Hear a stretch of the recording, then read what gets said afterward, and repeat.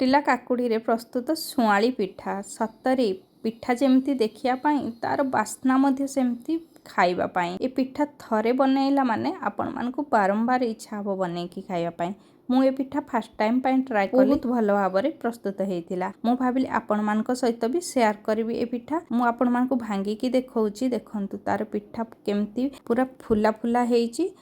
नमस्कार mama's kitchen को आपण मानकु बहुत बहुत स्वागत। चलतु जीवा आजिर रेसिपी। प्रथमे आम गोटे फुटिला काकुड़ी नबा आउ किछि भेली गुड़ नबा चाउलर चूना नबा आउ किछि नड़िया पुर नबा। आमर आवश्यक सामग्री हला एतिकी।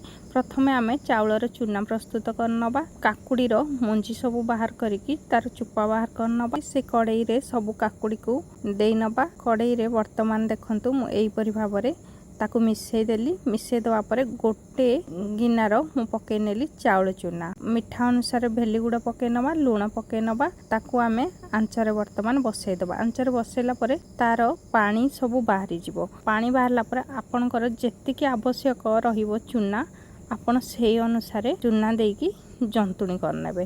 देखंतु जदि जंतुणी आपनकर लागि जाउची सेथिरा आपण टिके मझिरे पानी देई नेबे। आराम से सिजिकी 15 मिनिट रे आपनकर जंतुणीटी पूरा परफेक्ट भाव में रेडी हो। देखंतु मो हाथ रे किछि लागुनी।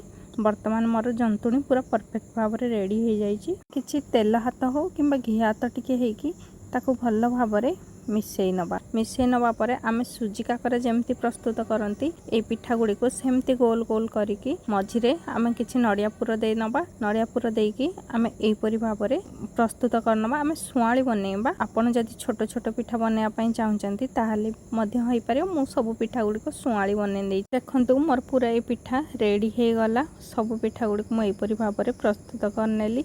पिला माने एबे पिठा कोन जानु नाहंती। आमे जदि घरे प्रस्तुत करबा ए भली पिठा समस्त पिला माने भी हमर भूली जाउछंती सेई माने भी खाई पारि। 2 मिनिट पर देखंतु ऑटोमेटिक पिठा देखंतु केते सुंदर भाव में फुली गलानी। आपण जदि जंतुणीटी को परफेक्ट भाव में करथिबे ताले पिठा ए परि अति सुंदर भाव में रेडी हे जिवो। जदि वीडियो भल लागुथाय प्लीज लाइक सब्सक्राइब शेयर करिया पई बिल्कुल भूलिबे नाही। आ चैनल टी को निहाती सब्सक्राइब कर दियंतु। रहिली जय जगन्नाथ।